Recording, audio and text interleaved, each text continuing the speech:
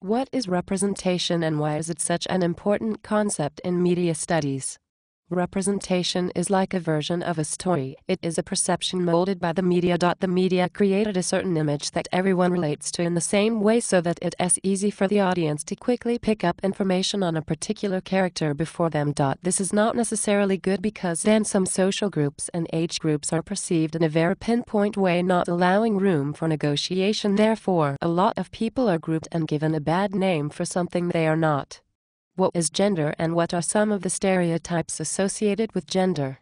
Gender is whether someone is masculine or feminine. It is not a direct link to sex. Someone who is masculine has positive points such as rational/strong/breadwinner, etc. On the other hand, feminine traits are usually quite negative like irrational/emotional/mother, etc. Gender is defining a stereotype of masculinity or femininity. What magazine have you looked at in your investigation? Who owns it and what does it claim to offer audiences?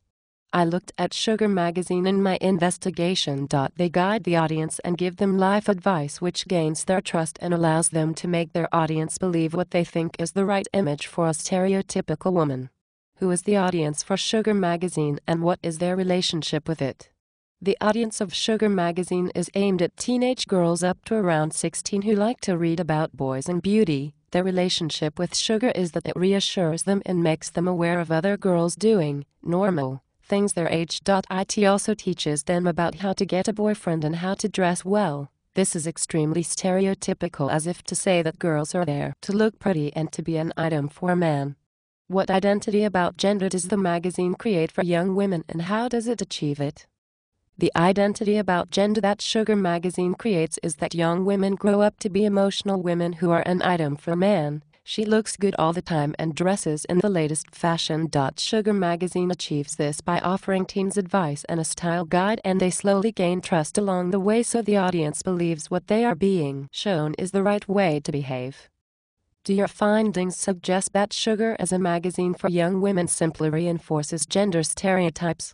What evidence from your content analysis supports this? My findings suggest that Sugar magazine reinforces the feminine gender stereotype by the fact that it has all the essentials to make a girl believe that she must behave this way on every single page. If it's not about boys, then it's about fashion, and if not those two at the same time, it's about life stories where irrational, emotional girls share their problems. What other media does Sugar use to engage with its audience? Sugar magazine also has videos and pictures, but all of the media is about celebrities and boys who girls should typically have a crush on. How is this an example of the way in which media is becoming more convergent?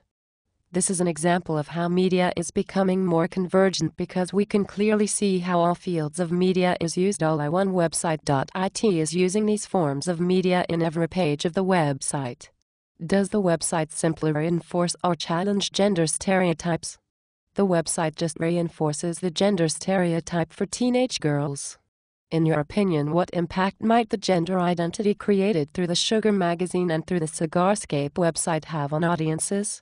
The impact on audiences is that they believe the media and they grow up pretending to be the way they are shown is stereotypically correct.